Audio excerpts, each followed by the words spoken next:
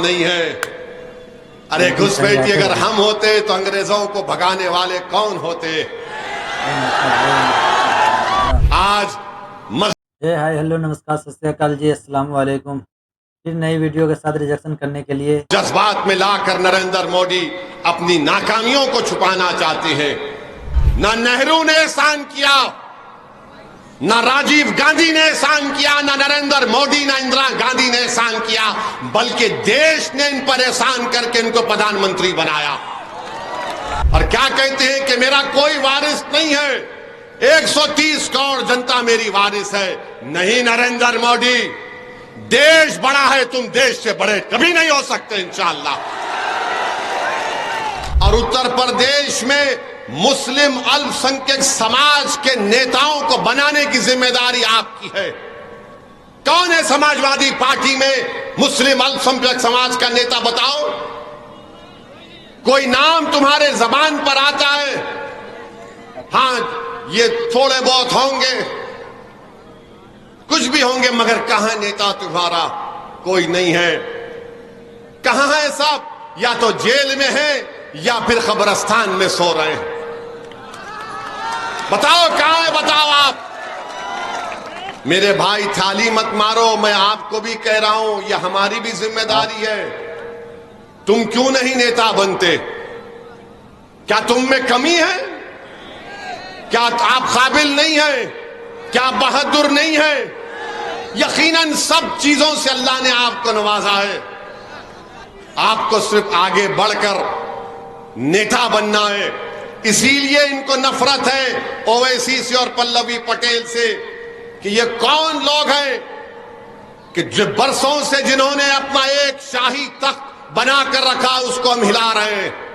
इनको ये बात पसंद नहीं आती कि आज पल्लवी पटेल पिछड़ा दलित और मुसलमान की बात कर रही है। मेरे अजीज दोस्तों और बुजुर्गों, मेरी आपसे यह भी अपील है कि बीजेपी 10 साल से नरेंद्र मोदी इस देश के वजीर आजम और प्रधानमंत्री हैं।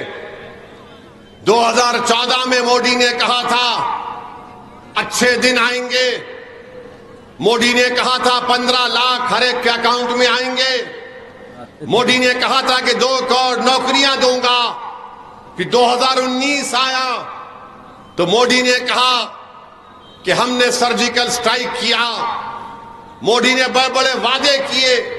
बताइए, आज मैं उन लोगों से पूछना चाह रहा हूं, क्या तुम अगर भारत से सच्ची मोहब्बत करते हो तो क्या तुम सिर्फ मस्जिद और मंदिर के झगड़े में उलझ कर रहोगे या फिर अपनी नौकरी की लड़ाई लड़ोगे? तुम क्या सिर्फ मस्जिद और मस्जिद की लड़ाई में उलझते रहोगे और तुम्हारे घर में चिराग नहीं जलेगा? तुम्हारी दुकानें बंद, तुम्हारी कंपनियां बंद, तुम्हारी फैक्ट्री बंद। मोदी बात करते हैं कि ताला लग जाएगा। क्या नरेंद्र मोदी ने 500,000 की नोट गायब करके कई फैक्ट्रियों को बंद नहीं किया?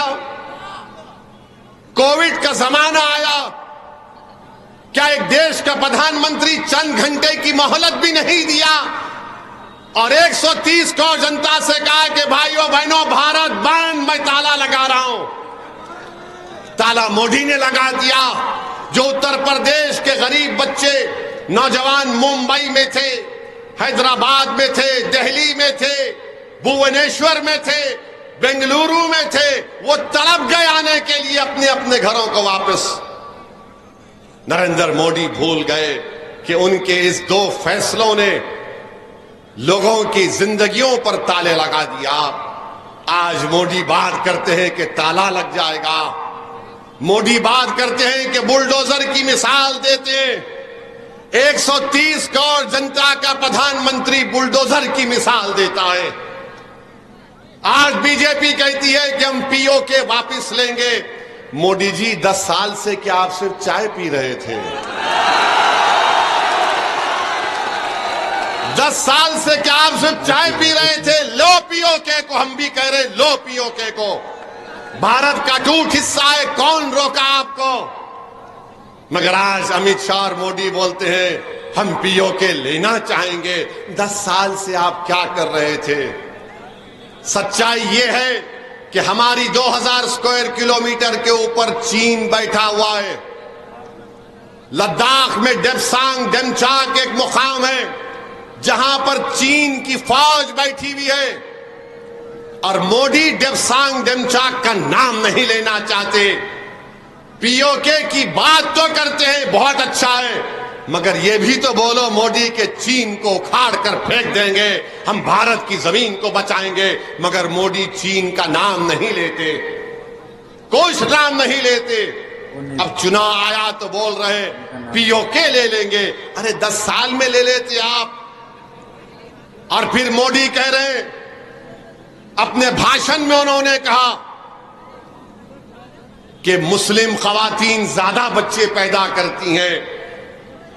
घुसपैठी कौन है? मोदी ने कहा ओवैसी घुसपैठी है। मोदी ने कहा कि हिंदू बहनों के गले से मंगलसूत्र उतार कर दे दिया जाएगा। मोदी जी, हम गरीब जरूर हैं, मगर हम इतने गिरे हुए नहीं हैं कि किसी हमारे हिंदू बहन के गले से मंगलसूत्र को उतार कर अगर कोई जालिम हमको देता है तो हम उसको कबूल कर ले। अरे हम उस मंगलसूत्र की हिफाजत करेंगे। और मोदी जी, जब आप बात मंगलसूत्र की कर रहे हैं तो जबान मत खुलाओ, बात बहुत दूर तक जाएगी।